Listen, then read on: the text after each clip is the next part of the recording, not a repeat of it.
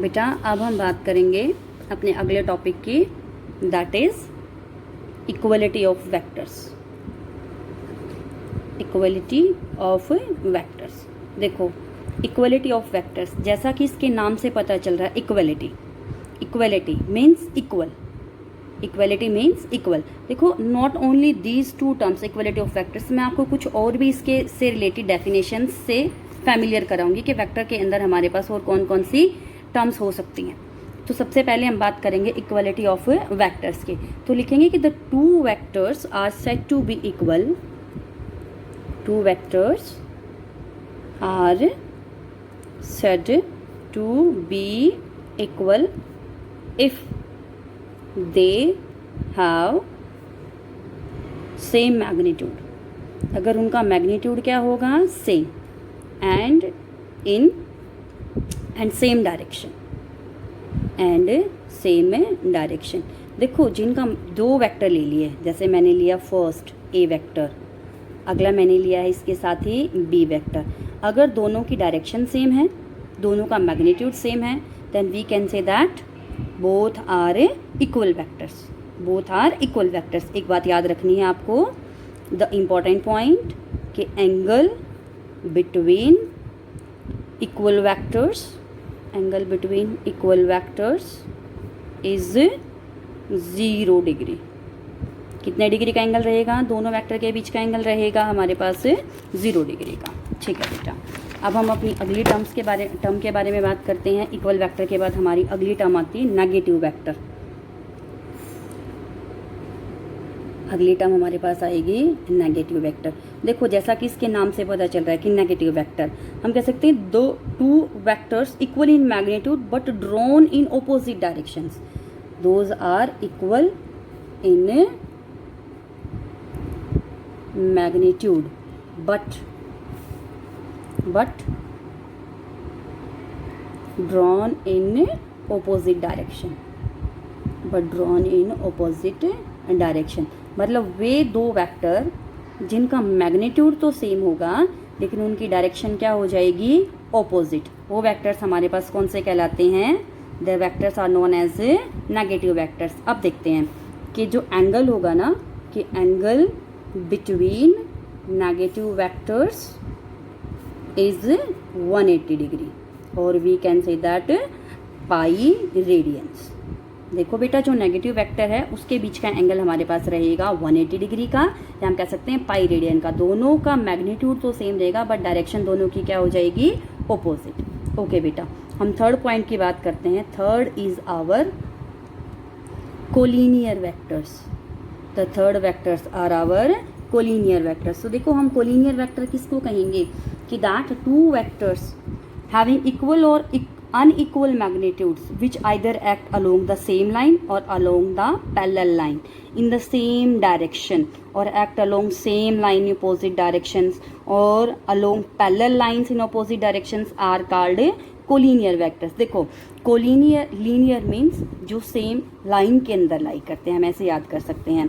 तो कोई भी हम लिखेंगे टू वेक्टर्स हैविंग इक्वल और अनइक्वल। इक्वल भी हो सकते हैं, अनइक्वल भी हो सकते हैं। Unequal in magnitudes which either act along the same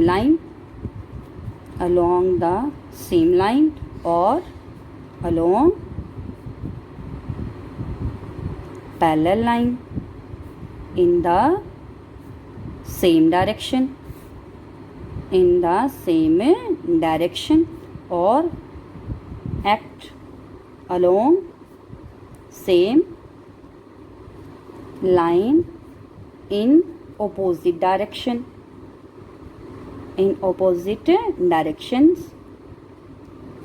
are called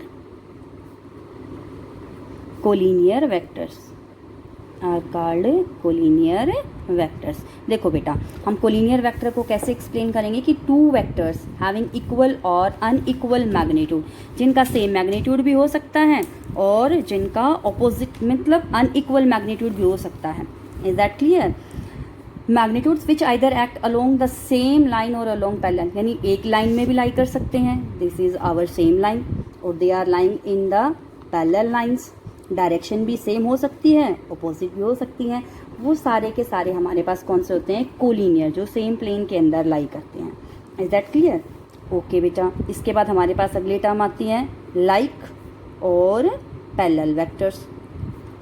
like और पैरेलल वेक्टर्स, देखो two collinear vectors which act along the same line, कि कोई भी दो कोलिनियर वेक्टर जो एक ही लाइन के अंदर काम कर रहे हों, लाई करते हों, वो हमारे पास क्या कहलाते हैं? इस तरह के जो वेक्टर होते हैं, these vectors are known as like और पैरेलल वेक्टर्स। तो ये जो वेक्टर हैं कोलिनियर के अंदर ही जो सेम प्लेन में लाई कर रहे हैं या सेम लाइन में लाई कर रहे हैं, वो कैसे कहलाते हैं हमारे पास? लाइक और पैरेलल वेक्टर्स। इसी की अगली टर्म आ जाती है अनलाइक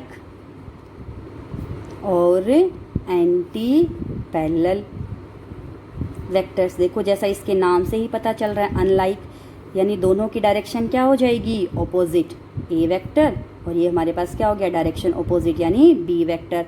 और क्या कह सकते हैं? एंटी, दोनों एक दूसरे के क्या हो सकते हैं? ऑपोजिट, ए और बी। तो ये किसका एग्जाम्पल हो गया? अनलाइक और एंटी पैरेलल वेक्टर्स का एग्जाम्पल हो गया। ठीक है बेटा, अब हम अगले वेक्टर की टाइप करते हैं। अगली मेरे पास टाइप हो जाएगी को इनिशियल वेक्टर्स। को इनिशियल वेक्टर्स, देखो यहाँ पर एक बात याद रखनी है, जहाँ पर लाइक और पैरेलल वेक्टर्स होंगे then theta will be 0 degree. Theta का एंगल कितने डिग्री का रहेगा? 0 डिग्री का। और अनलाइक के अंदर थीटा की वैल्यू हमारे पास रहेगी 180 डिग्री। 0 भी हो सकती है और 180 भी हो सकते हैं। तो हम कह सकते हैं कि in collinear vectors the angle lies between 0 to 180 degree. The theta lies between 0 to 180 degree. बेटा इसके बाद आते हैं को इनिशियल वेक्टर्स। देखो जैसा इनिशियल मतलब जिनका स्टार्टिंग पॉइंट सेम हो, ऐसे वेक्टर्स को हम क्या कहते हैं? को इनिशियल वेक्टर्स, यानी vectors having common initial points. Vectors having common initial point are called co-initial vectors. Are called co-initial vectors. Example बना देते हैं इसका। जैसे मैंने लिए कोई भी 2 या 3 वेक्टर ले लिए और मैंने सबका स्टार्टिंग पॉइंट क्या बना दिया? सेम। मैंने माना ये डी वेक्टर, ये ए वेक्टर, ये बी वेक्टर, ये मेरे पास क्या हो गया? C vector. अब देखो यहाँ पर ये मेरे पास सबका स्टार्टिंग पॉइंट तो क्या है? सेम। तो ऐसे वेक्टर्स को क्या कहते हैं? को इनिशियल वेक्टर। अगला very important point that is unit vector. देखो यूनिट मतलब 1, जैसा इसके नाम से पता चल रहा है। यूनिट मतलब 1, कि हम किसकी बात कर रहे हैं? यहाँ पर 1 की बात कर रहे हैं। तो a vector of unit magnitude and whose direction is same as that of the given vector, यानी वो वेक्टर जिसका मैग्नीट्यूड कितना हो जाएगा? मैग्नीट्यूड इज 1 और डायरेक्शन क्या रहेगी? Same. Direction is same as that of the given vector, कि जो हमें वेक्टर की डायरेक्शन दी है उसी के बराबर डायरेक्शन रहेगी और मैग्नीट्यूड क्या रहेगा? 1। तो देखो हम इसको रिप्रेजेंट कैसे करते हैं? ए कैप, इस वर्ड को हम क्या बोलेंगे? A cap. और ए कैप किसके बराबर हो जाएगा? ए वेक्टर और the modulus of A vector. अब अगर हम बात करें मॉडुलस की, तो मॉडुलस ऑफ ए वेक्टर किसके बराबर होता है? अकेले मैग्नीट्यूड के बराबर हो जाएगा। That value is equal to magnitude. So we can write a unit vector is equal to a vector by modulus of the a vector. Or second we can say a vector is equal to a cap into modulus of a vector. Is that clear?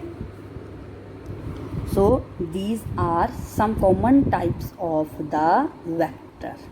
Understood? That unit vector, co-initial vector, coplanar vector. इसके बाद हमारे पास और भी कुछ term आती हैं, then we will discuss in our next week.